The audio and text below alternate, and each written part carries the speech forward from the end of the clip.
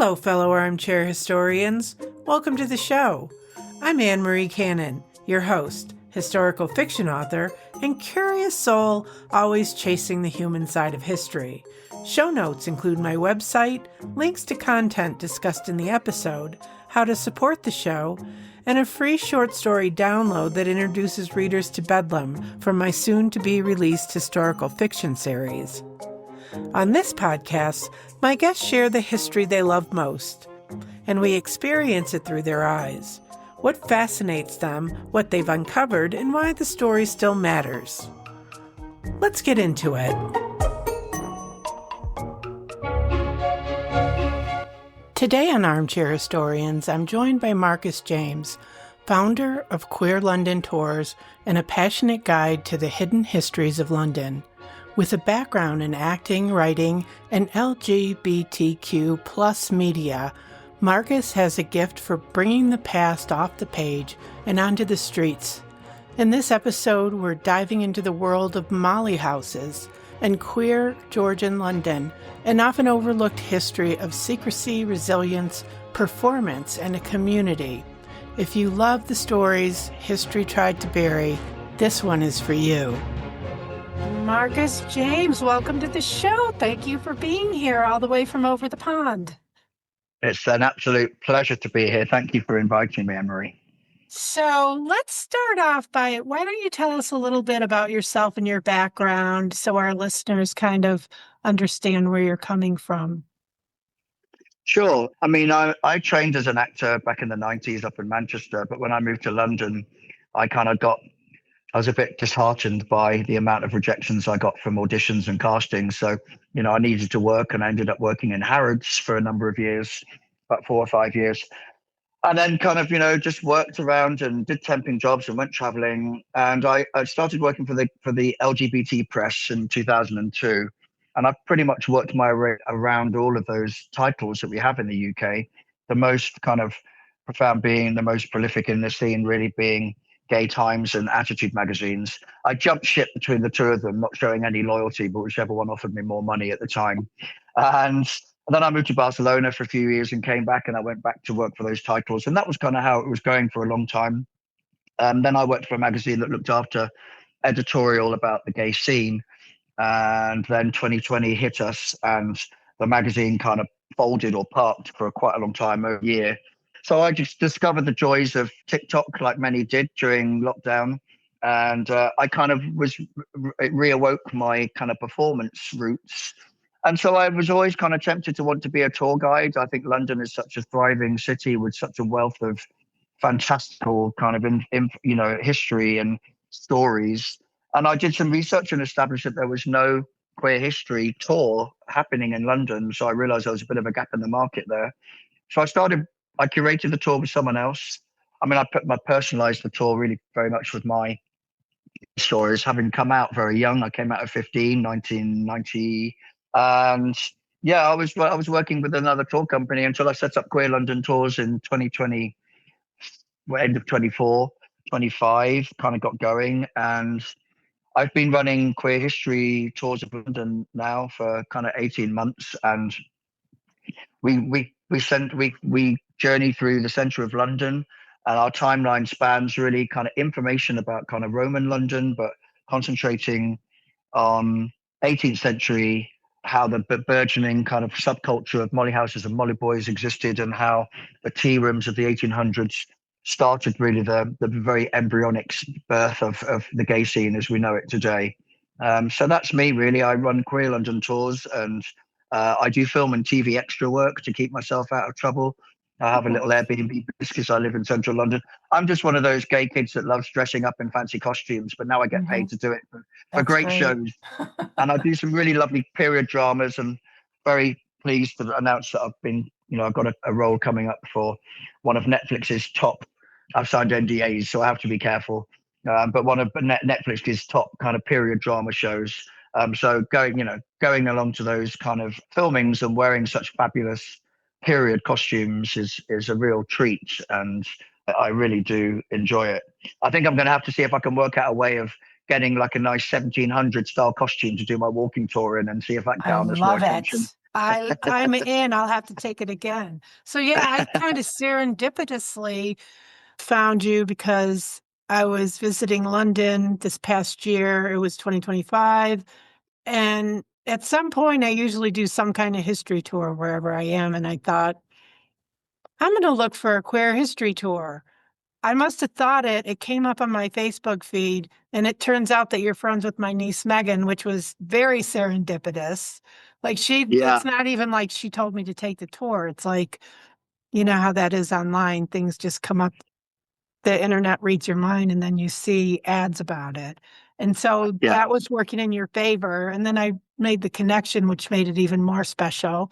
So I did do the tour, which is amazing. And I'm just so glad I did it and that we It was just connected. It was just the two of us, which, I used to have a touring business, historical Georgetown, Colorado. And I used to get tours like that. And I was like, I felt bad because I wanted you to have more people on the tour, but I felt like really lucky that I had all of your attention. And Molly, of course, your dog, who joins you on the tours and is such a well-behaved dog that just follows you everywhere. yeah, Um, and I see her in the yeah, background here. Yeah. yeah. And it was lovely. I think because we have the mutual connection through your niece Meg, who I'm incredibly fond of, and it was nice to be able to just kind of hang out with you. It felt like we were doing the tour, and I felt I covered the parts of history, and I knew that you were interested in certain Mhm. eras of history, so we Mhm. could concentrate on those. But you got the full tour, but we were able to kind of catch up and go for a drink afterwards and kind of have a nice chit chat. So again, thank you for inviting me to come on this podcast, and I'm more than happy to kind of spread the word of any kind of queer history that relates to Mhm. London or that's of any interest to your listeners. Well, I have a special fondness for hidden histories, histories that deserve to have the spotlight shined on them. And this is definitely one of those topics that I have discussed numerous times on my podcast. I'll put some links in the show notes to some of the different episodes that I've done that have to do with queer history. And one of my favorites was, and I don't know if you listened to this one, but it's Two Spirits, and it's about the indigenous people and how prior to the colonialists coming in and kind of wiping them out. They were individuals that, I don't know if you would call them trans today. I'm not really sure, but they basically have two spirits. So their sexuality is either fluid or else more one way or the other. And that's one of my favorite episodes I ever did. And I think you should check it out. But there's been a kind of burgeoning again of, coming out of that, the horrible things that happened to them during colonialization of the United States and indigenous people. But anyways, I digress, and I would love to know what your favorite history that we're going to be talking about today is. Like I said, London is steeped in all this kind of history, and we shared a passion in common in that. The longer I've been doing the tour, the more research I do, and I'm currently reading a fabulous autobiography on Oscar Wilde because Oscar's part of my tour, and I'm constantly learning more about certain topics. But I also like to expose these hidden histories, the histories that really doesn't kind of get. And I do think that there's some semblance of queer history in particular kind of being sidelined a little bit and maybe not getting the kind of exposure that it deserves, particularly when it comes to subcultures and learning about kind of rituals and events that kind of happen that general public just don't really seem to know about. And, there's very limited literature on certain topics. So I've got a few books here that I'll be promoting for the readers and for the authors because I want them to get the exposure. But yeah, I obviously when I'm doing my tour, I came out at 15, and so there's I have an interest in kind of the queer history of the 80s in London because there was so much political movement around about that time.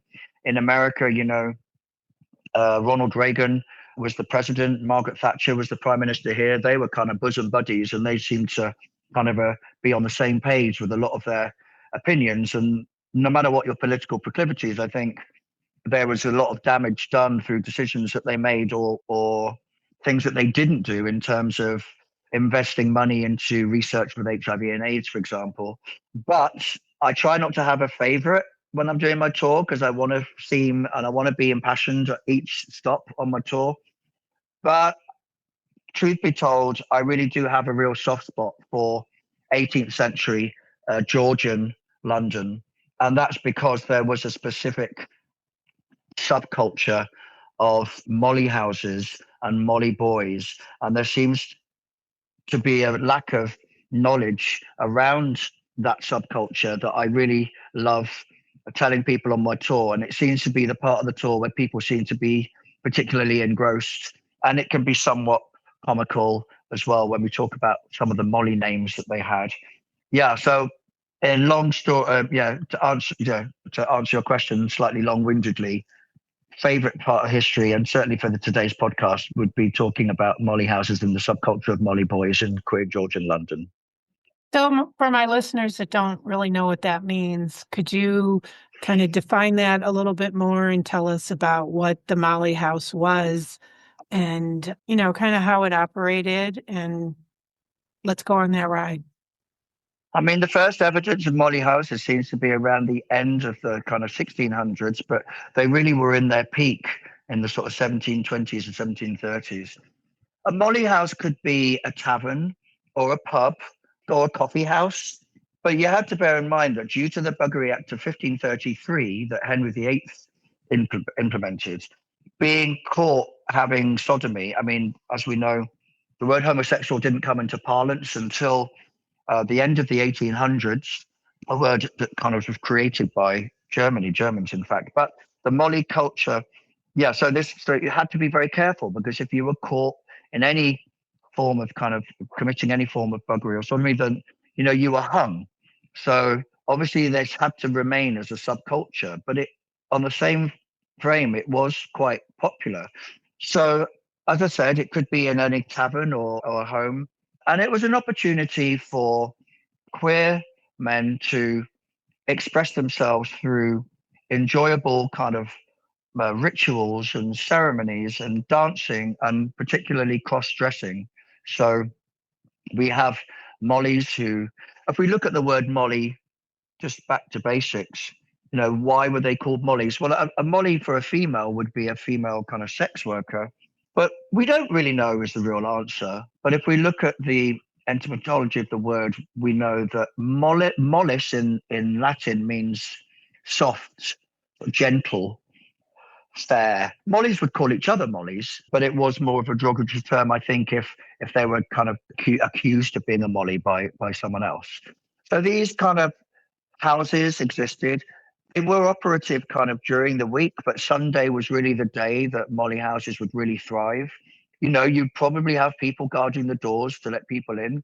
And in these molly houses, you would have these ceremonies, which I'm sure we can kind of get into in more detail in a minute. But just an idea that listeners just have an understanding that it was queer gay men celebrating their sort of sexuality by enjoying cross-dressing, and they kind of repeated these heteronormative rituals like birthing ceremonies and christenings and things.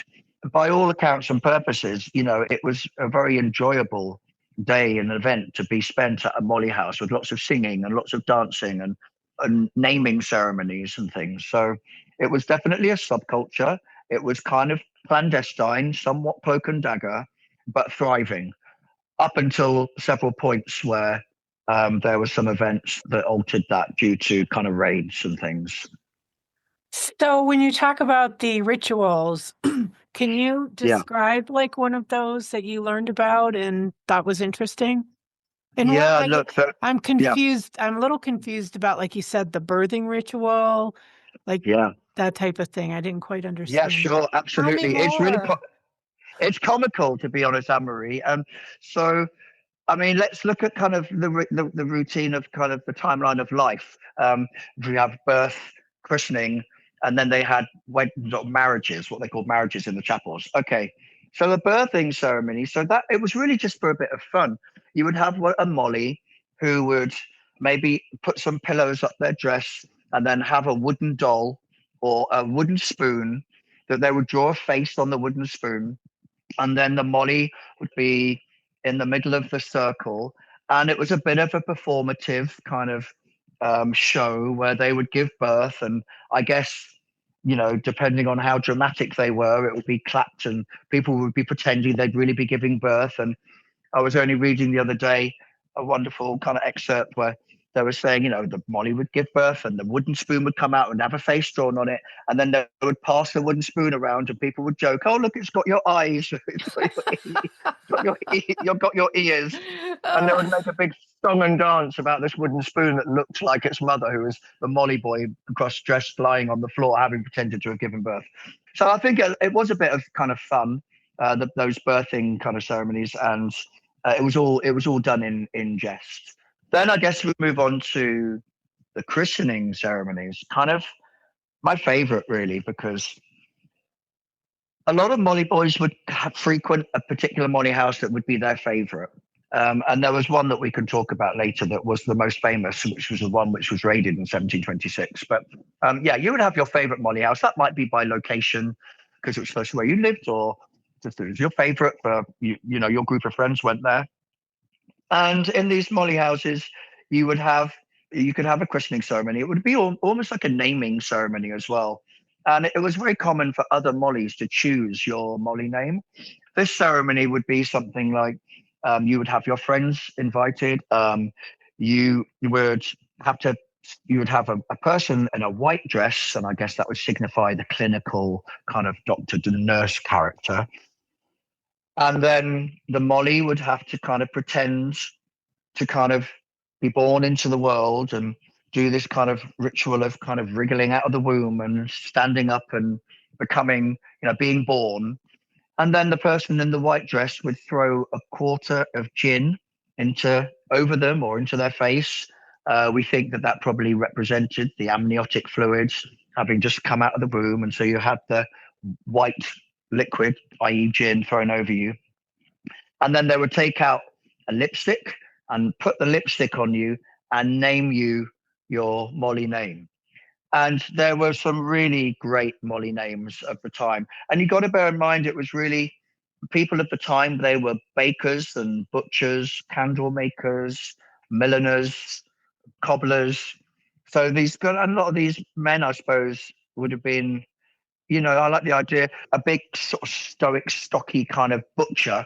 But there was a well-known butcher whose name was Plump Nelly. But we had Plump Nelly, and to give you an idea of some of the names, the Duchess of Camomile, Lady Godiva, there was Princess Seraphina, Susan Guzzle. I'm not quite sure what she did to earn that name. Dip Candle Mary. So it would often be prefixed with a lady or a miss or a title like Duchess, and then suffixed with how you looked or what you did as a living or what you drank or where you lived. So it was quite a creative kind of fun name. And sometimes on my tours, I'd play that game where people, if they're with friends, they can come up with a Molly name for their friends, because you can give it Duchess something or Lady something, Princess something, and then or whatever the way. So that was the birthing, that was the christening ceremonies. And then some of the Molly houses would have somewhere that they called the chapel. And the chapel is where you would have marriages. Now, it's not a chapel as we think of it, or a marriage as we think of it. A chapel was a bedroom where you could have sex and where you could consummate your legal kind of marriage that you might have had. But there were couples who lived as couples discreetly, but these marriage ceremonies would, you'd obviously have to have people guarding the door for fear of there being raids. And so a marriage would be an opportunity to kind of have sexual liaisons with your loved one. Talking of the raids, though, that's where things got difficult, because during this time there was the Reformation of Society of Manners, and the Reformation of Society of Manners was an organization that was established to really cut down and cut out this behavior, particularly of sodomites, and really wanted to kind of cut down on that. And it encouraged people to snitch, and it encouraged people to go to the Reformation of Society, who was an organization that was set up, or to the police and snitch and sort of tell if you knew somebody was a Molly boy, and if you knew that sodomy was occurring. There were certain areas in London Sodomites Alley, kind of it says on the tin, but Sodomites Walk, Sodomites Alley near Holborn. And, you might get people that would be going there to see if they could catch out somebody who was trying to engage in physical enjoyment with another. And then they would kind of get snitched on and, then they would be spied on. And if they were caught, they were sent to Tyburn and they were hung. So it was a dangerous time to be living, but I think it was still becoming it was becoming quite popular among we had about 500,000 people as a population in the 1700s in London, so 500,000 people. So there was enough people to have a queer community, a gay community of kind of men who were wanting to express themselves and to take the risk of having sex and to dress up as a molly. And obviously you had people who were guards on the doors, and so it did exist for a certain amount of time and kind of got away with it. But unfortunately there were these raids which happened as well. Do you know what the statistic is for that time period as far as people who were taken to Tyburn?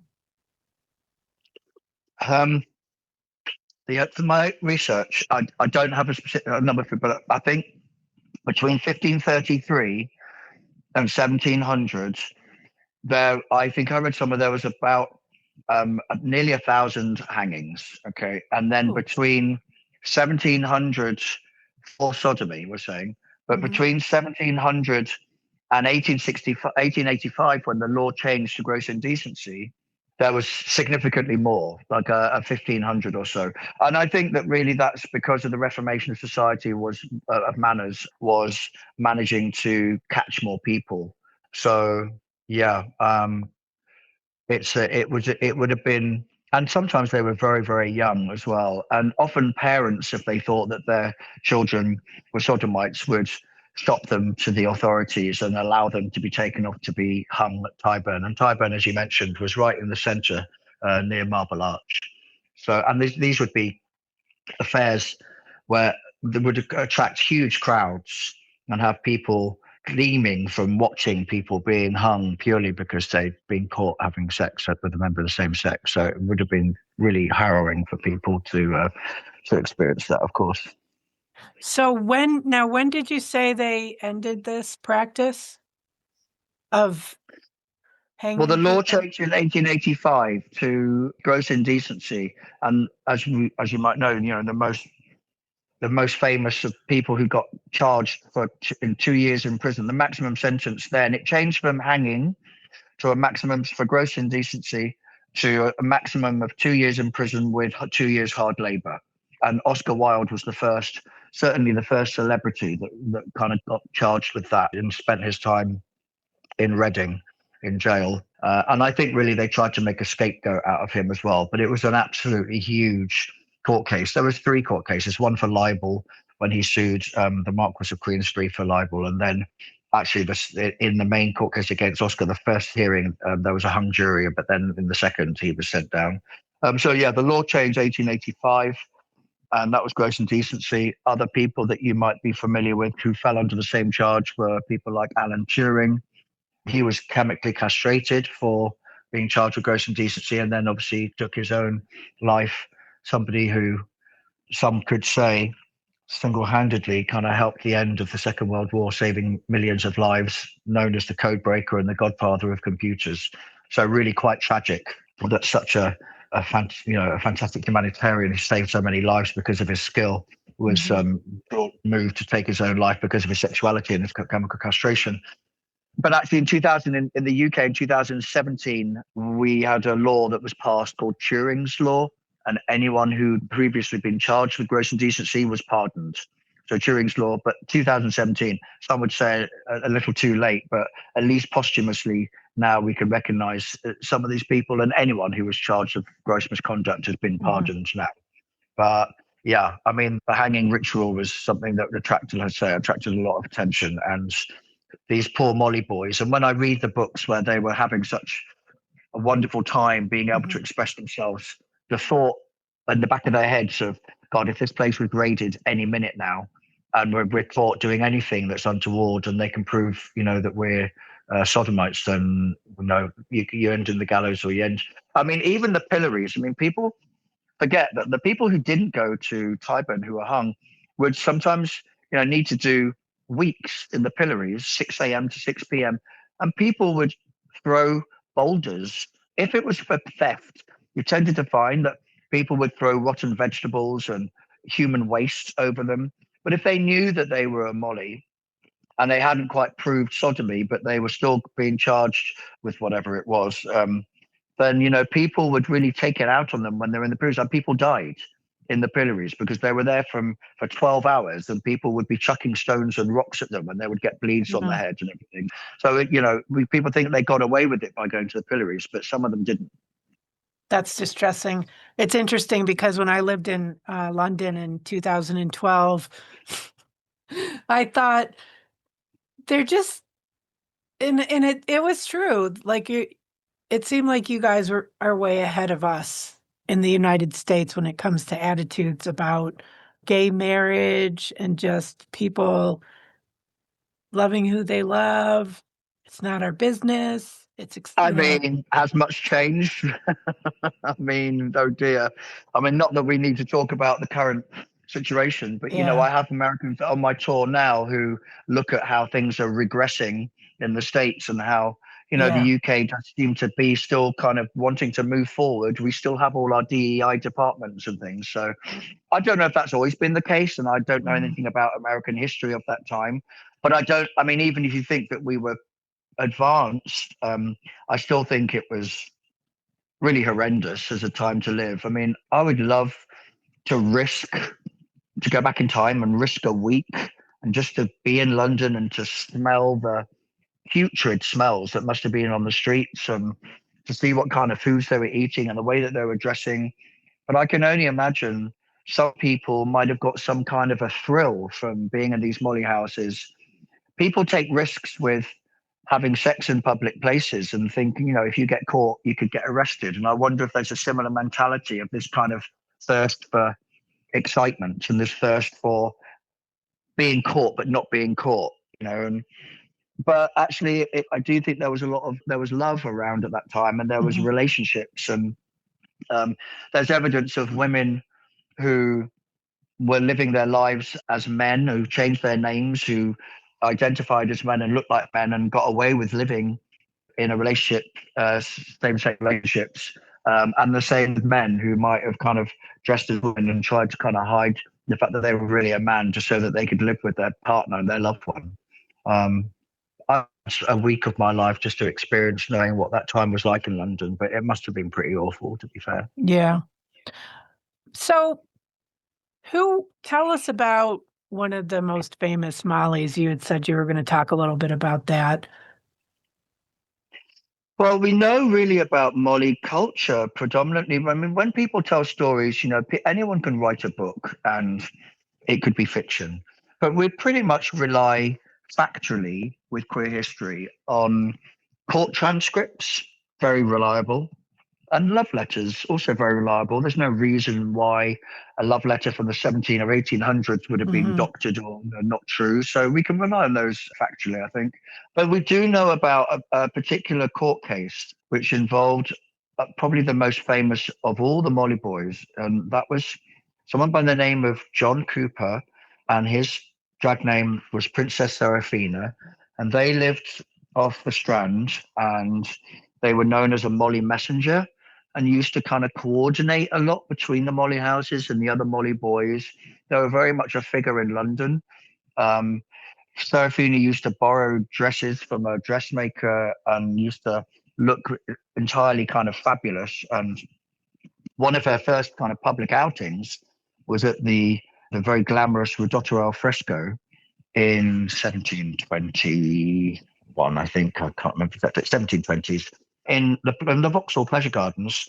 And Seraphina was really getting a reputation for kind of being very glamorous, and I think was kind of known about in kind of high society. Would get invited to kind of various events and dress up, and kind of was known about just due to their character. And yeah, so I think she saw herself as a bit of a leader of the Molly boys, one would say. I mean, I'm speculating somewhat, but Anyway, an event happened in 1726 where John Cooper was in a tavern drinking, and somebody propositioned him, and he made a bit of a come on, and so Seraphina, John Cooper was kind of up for it. He was dressed as John at the time, and they went down an alleyway, and then this person got out a knife and demanded that John Cooper took his clothes off and that they exchanged clothes, because obviously his clothes were somewhat nicer. So this was just a robbery. And, John Cooper decided very bravely that he wasn't going to stand for that. And he got a group of friends and went back to the tavern the following day, and they made a kind of arrest of this person. And there was a court case. And I guess that's quite a brave thing to do, because when it went to court, the perpetrator was saying that, well, I was being propositioned down an alleyway. It was nothing to do with me. And unfortunately, the end of the court case isn't in favorable to John Cooper, because the perpetrator was acquitted. But it's the first time that we really know about a court case that was, there was this element of kind of homophobia. We know that in that court case as well, that Seraphina frequently was using they, them pronouns. And we know about other Molly boys because when they gave their witness statements, they gave their names and their Molly names as well. So thankfully, because of that court case, we have the knowledge of the Molly names that were used. And, the general public who might have thought, yeah, well, you're fabulous when you're dressed as Seraphina. And we've seen you kind of walking the streets and going to these events, and we think it's all very la-di-da and very enjoyable, but actually you probably are a sodomite, and we don't agree with that. And so, when it push came to shove and it came to a jury making a decision, even though the facts were that Seraphina had been mugged, the jury couldn't see past the fact that they were more likely to take the word of the other person, because they said that, he tried it on with him in the alleyway. So, but Seraphina really goes down, I suppose, in history, if you were to kind of Google first drag queen of London. And I think really that's quite an accolade to have. So Princess Seraphina really is recognised as our first drag queen, and was very much pivotal in the kind of formation, I think, of these kind of Molly houses and that Molly house subculture, and arranging messages to go to and from the houses and between the other Mollys. There's really not a lot of coverage, about any of this topic. There really isn't, because it was a short period of time.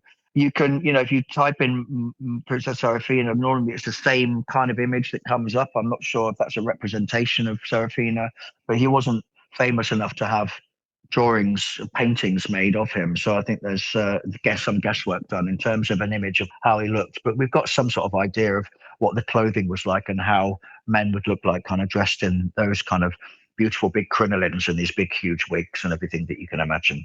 So yeah, that's kind of. So it was okay to dress in drag? I wouldn't say that it was okay. No, I know. I mean, don't misunderstand me. I think that Seraphina, it sounds to me from the research that I've done, that John Cooper was an incredibly kind of strong character and a bit of a tour de force, and really owned this look and the persona that he had as Seraphina. And I think at these sort of, maybe these high society events and these masquerade balls, to turn up, he would kind of be accepted, wearing these cross-dressing into these wonderful clothes. But I can't imagine that that there was people wandering down the streets in men dressed as women. So no, I wouldn't go as far as to say that it was okay to cross-dress. I think maybe if you're at a ball or a garden party or a masquerade and you can look as good as we believe Princess Seraphina did, and you can carry it off, then this is the first time, I think, in society people were kind of looking at that and looking at it in awe. Some said that Seraphina was able to do these incredible courteous, very slow, kind of low curtsies and in the heels, and some women allegedly would kind of watch as he curtsied because he was so good at doing this very elegant curtsy. So I think it was seen as sort of fascinating. But there would have been a backlash to that with certain people as well. But I think John Cooper was the kind of person who could carry it off. And obviously the fact that he was brave enough to take this person to court, knowing that he would be subjected to investigating into his private life. The fact was he was robbed, and that was what he wanted to go to court for. But the fact that he was insistent on using they, them pronouns, and the fact that the witnesses gave their Molly names, it's the first case. And I think we're going right back to 1726. So it was all quite brave to kind of come out and do that at that time. Absolutely. Huge. And you've kind of, you've investigated this era because you were kind of looking at Bedlam, weren't you, and the kind of places that the mental institutions of the time, and I wonder whether or not I haven't got any evidence of it, but it wouldn't surprise me if Molly's. I'd be interested to research it to see whether Sure. anyone convicted was sent to Bedlam, and if it was seen as a kind of mental illness to be attracted to the same sex. Is there anything you've found out anything about that in your research? I haven't. My book is coming out. Bedlam: The Case of Lord Simon is coming out in October. In September is the soft launch. October is going to be the actual book launch. But for the purpose of my book, I did not really investigate that. What I did kind of investigate, and two of the characters in my book are a queer couple, obviously hidden. And a lot of that was based on some of my research, but more kind of like conjecture and trying to think about what it would be like to be, for two men to be in love with each other and how that would look and feel. And so a lot of that is I write fiction. So it is fiction, but I also assume, and I can't say I've come across anything specific in Bedlam, because this is the 1500s. So we're talking pretty much 1554. Oh, right. Okay. And So significantly earlier. Yeah. Okay. Yeah. So my main character is basically, he finds himself in Bedlam Insane Asylum because he is basically a nobleman who is a sick alcoholic, and his family's kind of done with him, and he ends up in Bedlam, and it's like, you're going to have to live with that. So it's about his relationship with his fellow Bedlamites and how his salvation comes through those relationships. But Yeah. I do have there'll be ongoing characters. Actually, there's 3 characters, and I do want to do more research on it. And that's a really good question. And that's why I was asking you if you knew anything about the queer community in the 1500s. It's nebulous. It's hard to find information. And I think Sure. one thing that's so compelling about the Molly houses is that there is a lot of information. It might not all be reliable, but there is information. And the further back in history that we go, the less information is available about your kind of general population. It's more about the court intrigue and politics and that type of thing. I mean, there's a lot of information that's lost, and we know about. I mean, yeah. So it was a short period of time. I mean, I don't know much about queer history in the 1500s. 1533, Buggery Act was introduced, so I'm not quite sure what was happening to people who were committing buggery before the Buggery Act, but I can't imagine that it was at all celebrated or accepted. Certainly after the Buggery Act, people would have been a lot more careful. Obviously, back in the 1700s, when they introduced this Reformation Society of Manners to try to get more people to get caught because of what they were doing. In fact, it was that organization that did this sting operation on the most famous of all the Molly houses, and that was Mother Clapp's Molly House. The woman who ran it was Margaret Clapp. She was married to a baker, and she sounds like a real fabulous character. By all accounts, she would love hearing the Molly boys regaling her with stories of who they'd met down Sodomite Alley, or she would help them to kind of get dressed. And she ran this house that apparently was the most popular of all the Molly houses, just off Field Lane in Holborn, next to the Bunch of Grapes. And I don't know how long they stayed off the radar for, but they managed it for a long time. That it was a very, very popular, booming kind of Molly house. And yeah, 1736, it was raided. They think that, one of the Mollies that was going there was kind of a spy and snitching to the Reformation Society of Manners. So they had a list of names of people that they were looking for, and they raided it in April, and they arrested 40 people. And 40 people, they would have been taken to Newgate Prison or to Charing Cross Station. And, they'd have been on the back of horse and carriages. And some reports I read were, they weren't given the dignity. They might have taken their wigs off, but they would have still been in kind of have female makeup on their faces, and they'd have been half dressed in women's clothing and been on the back of a horse and carriage. Like I said before, if you were a candle maker or a butcher or baker, and people saw you, or, and you were recognizable, people aren't going to be shopping. They're never going to shop in your shop again. So even the people who weren't charged, they would have been vilified and ostracized from their custom and would have lost their livelihood because of it. But 3 people were convicted of sodomy from that one raid. And yeah, so because of that one event, that was the first time really there'd sort of been a hanging based on one raid. And Margaret Clapp, bless her, she was sentenced to 2 weeks in the pillories and then 2 years in prison, but there's no record of her ever arriving at prison. So it's assumed that she died in the pillories. And that's because, people would have stoned her to death probably. What was her name? And that, Margaret Clapp, Clapp. And that was called Mother Clapp's Molly House. All the Molly houses would have had their names. That brings me nicely onto a couple of books I can mention to your readers.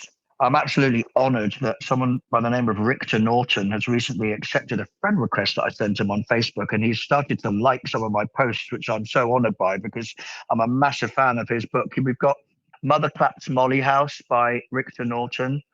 This is a nice book that really explains the story of the subculture, talks about Mother Clapp's Molly House, but really goes into detail on that kind of the birth of the subculture and areas of London, and just explaining a lot more detail about what that subculture meant and who existed within it. And then there was a play by someone called Mark Ravenhill called Mother Clapp's Molly House. And Mother Clapp's Molly House, Mark Ravenhill, also the playwright of a play called Shopping and Fucking, which was very out there. Quite, I remember going to see it, and I also saw Mother Clapp's Molly House too before I knew I was even going to be doing tour guiding. But it compares kind of modern day culture to the Mother Clapp's culture, and it switches between past and present. And then I'm currently reading this wonderful book by someone that I had the pleasure of meeting recently, who's AJ West, and this book is called The Betrayal of Thomas True. And The Betrayal of Thomas True is just from the most fantastic novel, beautifully written. It's a Sunday Times bestseller. And he's kind of used his knowledge and historical knowledge of Mollies of the time. And he basically uses Mother Clapp's as the main kind of Molly house in his story, and has a main character. And there's various events that happen to him, having just moved to London and becoming a Molly himself, and how he gets to witness kind of a crime and what kind of goes on with that. And I'm kind of halfway through it, so I can't sort of sell too much of it without knowing too much about what happens, but I'm absolutely enjoying it. It's absolutely beautifully written. His language skills just out of this world. So but that's it really. There's not many books on Molly House or Molly culture, so I would recommend those 3 if any of your readers are interested. Okay, I'll put those in our show notes. Absolutely, yeah. So is there anything that I didn't ask you that you wanted to share with us about this history? I don't think so, really. I mean, it isn't, I would say it's not an exhaustive topic. I mean, there's a recent book that came out called Queer Georgians, but Molly Houses is kind of one chapter of that. So I would say that Queer Georgian London is probably a larger subject. But if we're concentrating on Molly Houses and Molly Boys, I think we pretty much covered the main events, the ceremonies, the rituals, the period of time in London, the kind of various Molly names, Seraphina and her court case, Mother Clapp's Molly House and the raid of that. There will, of course, be other tales, and I wouldn't call myself an expert on the subject. I'm read up on the subject, but I'm sure people can find out more information about it. Richter Norton himself actually is an academic, and on his webpage he has a whole load of court transcripts, and if people want to delve deeper, his website a lot more detail. Even Margaret Clapp's court case at the Old Bailey is all there transcripted. So I think I would say pretty much in terms of that subject, pretty much kind of covered all the areas certainly that I'm aware of, that I'm able to talk about, I would say. Well, I do have a couple other questions. One of them is, why is this history important? I think, like we were talking about with hidden history, I heard AJ West say on a podcast recently that, if he'd lived in this time, he can see himself having been a Molly boy. And I can absolutely say the same thing for myself. I think that if I'd lived around this time, I would actually, I came out at 15, Anne Marie. So, I've always been pretty Mm-hmm. sure of who I am and pretty confident in who I am and my sexual orientation. And it's, again, I'm just repeating what he said because it really reverberated with me in that, these were people, these are real people. When we read history sometimes, I think that we read about kings and queens and we Mm-hmm. can't really understand what it really would have been like to live in the palaces or to have experienced that kind of life and that medieval world or whatever. But I think when we would really look at the kind of this, why it means a lot to me is just because these were real people and they felt the same way about members of the same sex that I do. And castigated doesn't even touch it. If you're caught, you will get a noose put around your neck. So I really do feel that, some of these people would have been in love.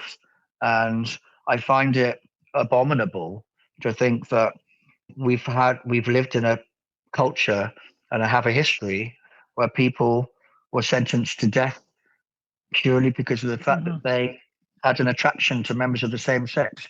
Unfortunately, in 2026, there are still some countries that do that, and Mm-hmm. I like to feel that I like to personalize these people and realize that they are real people living in my city, and I live in London Bridge, and so it's quite an old area, and I like to just think sometimes when I'm walking my dog, aptly named Molly, that. Um, had I been a Molly boy, how scared would I have been and how would I have hidden my love or where would I have gone looking for sexual gratification and, which Molly house would I have gone to Mm-hmm. and would I have had many friends and would I have been able to keep it secret? And, so that's why it means so much to me because it doesn't feel like I'm reading parts of a history book now. It Mm-hmm. feels like I'm reading a life that I would have led had I been alive at that time as Mm-hmm. well. Well, I love this. I love that you're doing this. And I will say there's more to your tour than the Mollies. And anybody who is going to London, I will encourage them and put a link out to where they can find you when they're there to do your tour because, it made me look at the city differently when I went on your tour because you talk about more recent history. Interestingly, I don't know if this hurts your ego, but history that you literally lived through, which I get chills thinking about the stories you told me. But it is I think it's very important. Somebody told me once when you're doing a history tour, people generally won't remember facts and figures. And thankfully, I'm not very good at facts and figures, as you might have same. known from this podcast. I trip over dates and things. And then I don't want to get the dates wrong because I don't want listeners to go, I know that wasn't then. It was there. It is just simply a date. I might have in the right ballpark. But the dates I've given, I've been careful to try and give the right ones. But people don't. But it's not emotive. If I give a date to you and say, Hmm. oh, Hmm. the Oscar Wilde went to prison in 1885 because of gross indecency. But then that doesn't matter. But if I tell you that when he was stood on the platform at Clapham Junction Station, and the same people that used to shake his hand and Hmm. celebrate him and enjoy his works were the same people that were throwing rotten vegetables and feces at him and calling Hmm. him an abomination of nature and name and any homophobic slur under the sun. And the fact that he cried in his prison cell allegedly every day at the same time for a year and wrote in the worst part of his incarceration of 2 years was the 20 minutes when he was changing train to get to be taken to Reading. That's an emotive story. That's an emotional Hmm. thing that you can think, oh, that poor guy standing on a platform when he used to be so grand and eloquent and so coiffured to having had his head shaved and being in prison scrubs and being having food chucked over him. That makes people think about what that would be like as a person. And so for my tour, I do inject some stories about myself because Hmm. I'm 52. I came out at 15. I've seen the LGBT community, LGBTQIA plus, if we want to do the full acronym, community change a lot over the years, and I feel that it helps to it resonates to give an emotive stance, Hmm. be it talking about HIV and AIDS or be it talking about my first time to Heaven nightclub. I don't want it to be the Marcus show, but I do want people to know that I've lived through some of it, and people burning effigies of Margaret Thatcher was for a reason. There was a reason why they were so angry. It's not just that story. And so when I saw people burning effigies of Margaret Thatcher, my father, who was in the military, who was an absolute Thatcherite, I needed to then question my reality of going, well, I thought she was great because my dad said she's great. So why isn't she great? What's she done? And then when I realized, about her actions and the introduction of Clause 28, which was a law that meant that people weren't allowed, schools were no longer allowed to even talk about or promote same-sex relationships, it got me passionate about why things were wrong in life and why people shouldn't do certain things and why it was okay to be who I was. So thank you for saying that. But I do absolutely try to put a personal spin on my walking tours for that reason, just so people come away with it having felt this isn't just history, but this is how it's affected the person's life who stood in front of them. And that's emotional truth is so much more powerful than, that's why we're armchair historians, because we're not academics. We're not hung up on the dates and that type of thing. And I think that what we try to get to through Armchair Historians is that resonating emotional truth you just talked about. And I think, that was one of the reasons why I especially love the tour. I love the history and, this happened then, but I suck with dates myself. And what I try to get at in my historical fiction is, that kind of emotional truth. And so I really appreciate that about you and your tour. What is the one thing that you want people to remember about this history? If they walk away, just one fact or truth that you want them to remember? Oh, that's a really good question. And it's not something I've ever really thought about, really. I mean, if it's one thing, I don't know. I mean, look, it's really difficult because I do like on the tour talking about the birth ceremony because it's funny and, there's an element of like showmanship to it and there's an element of theater to it. And it's kind of, and I don't want people to think that it was really totally repressive. There are things like saying, well, just remember that, this event happened. But thinking about it in that context, I have to be very conscious of my tour that I'm talking about repression quite a lot. Yeah. We had an awful bombing in one of our pubs, and that killed 4 people. And they always say 3, but one of the women was pregnant, so I always like to count that life. And then I go to the next stop and talk about HIV and AIDS, and I'm very aware that this is quite emotionally draining and a little bit. I got to kind of be aware that I'm taking people on a walking tour, and I want them to be interested. But if there was one takeaway, to remember that whilst people were living in this repressive society and being castigated and vilified and all of these other things, there was a lot of happiness and there was a lot of love. And I think that we still say in 2026, love is love. And queer Georgian love was love too.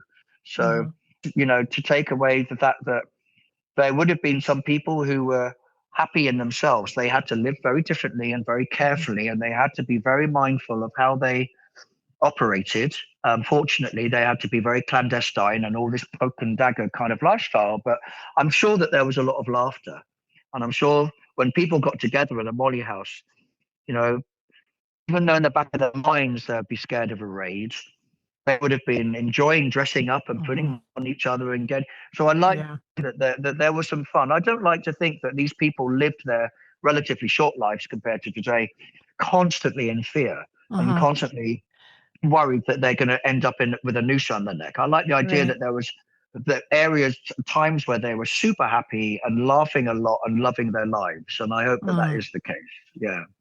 Well, I think, and the contemporary what's going on in the United States is not lost on me. A lot of the parallels I was thinking of with regards to MAGA, and if you're brown and have an accent, then you could be taken down and put into a concentration It's really not dissimilar, is it? No, it's awful to think about it like that. Yeah, what a sad state of affairs to think that we're talking 300 years later. And, I mean, we don't even need to go down. I choose not to mention that person's name, but I think for people to be living in that kind of fear, have we really not come that far where we've learned lessons? But just to put a happier note on it, I just think that people who have the strength of character to know that there's nothing wrong with how they've been born, be it Hmm. through their, be it if they need to change who they've been born to someone else to make them Hmm. happier. But nobody has the right to challenge your sense of worth and your sense of what Mm. is right when it comes to who you love and what you look like. That's beautiful. And so the other thing I was going to say about that is, and the parallel is, so my mother was born in Belgium. Her family fled the Germans, and as they were coming through Belgium, they called it the Rape of Belgium. Anyways, all those things really horrible. But sorry, with this person we're not going to mention, and my utter horror and fear about what was to come, I kept drawing back on my mother's experience and her cousin, who was a courier for the underground. And I kept kind of mulling that idea over in my head. And this is going to kind of go back to what you were talking about living your life, and that there's joy, and that how can I resist, but not like totally emotionally fall into despair. And there is something about that. There's something beautiful about finding a way to do that. And I found, like, the more that I thought about it, the more I researched it, the more that I realized that in spite of the fact that, they end up in, my family ends up in France, the Germans end up occupying France, they end up not only occupying France, but the town that my mother was a war refugee in, they end up having a military base, the Germans do there. Mm-hmm. I think about the stories. Like, there are some stories, there are some things that happened during that time that were hysterical. It was Mm. awful, but you find a way in spite of it to carry I on, think as you guys like I, to say, and to carry on, not just carry on, not just survive, but to survive in meaningful ways. And I especially loved the story that you tell about the christening, and like it's so rich in symbolism, mm, and it's the idea of coming out and having your identity, and like it's a birth. And I think that's especially mm. beautiful. I'm sorry I cut you off. You were going to say something. No, I just think you were saying. I think as decent human people, we have a humanitarian kind of reflex that if we actually think about Auschwitz, or we think about being in the gallows, being waiting to be taken to be hung for your sexuality, it's too much for our Hmm. thought process to know exactly what that was like. So we live in hope that, that there were people there was some happiness, or that there was some joy, or that people lived their lives up until this awful, horrendous event happening, that there had been some happiness there. And I think that's the way, if I think about it, the way that I kind of Hmm. process it, and the way that I kind of think, okay, so if that person kind of had their life taken, but with a noose, in their mid 20s, I just hope that there'd been a lot of laughter and there'd been some love and some great Hmm. sex before that happened. Because that's just that, Yeah. I want to know that people have lived their best life, and it's only the way that we can kind of process it. And that's what I'm glad that Yeah. the Christian story resonated with you, because this book, actually, the AJ West book about the portrayal of Thomas True, he really brings the Molly houses to life, because he gives long descriptive details of what's happening in the Molly houses and the shows that they're doing, and miming and all this kind of stuff, and music and stuff. And I kind of like to think, oh, that sounds like it was really fun. I'd love to step in there and know what that was like. And I'd love to know what I was wearing, and how camp my outfit would be, and what my makeup would look like. And then suddenly you're in a happy place. You're like, oh, that Mhm. sounds fun. Rather than just thinking, well, when we think of history, it's very dark and repressive and gloomy and oppressive and dangerous and scary. So yeah, being a humanitarian and caring and loving about people, and particularly about Mhm. my own community, I just hope that there were kind of pockets of kind of real fun and laughter and happiness in the time that the outside world was trying to bring a lot of doom and gloom. I hope that there Mhm. was all that joy and laughter. Yeah. Sure. Yeah. Oh, yeah, it's mixed. It's definitely mixed. And I think to take part in your community in a Molly house, there is something that is, um, Oh, I can't think of the word, but it's saying yes to yourself and who you are in spite of what the rest of the world is saying. It's like, in a way, it's social justice for yourself. And there must be something powerful in that.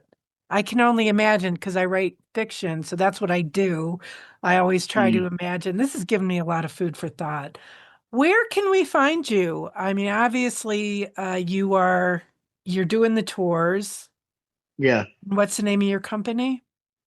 Oh, so my tour company is called Queer London Tours. I have a social media presence, so I'm on Instagram as Queer London Tours, and my website address is queerlondontours.com.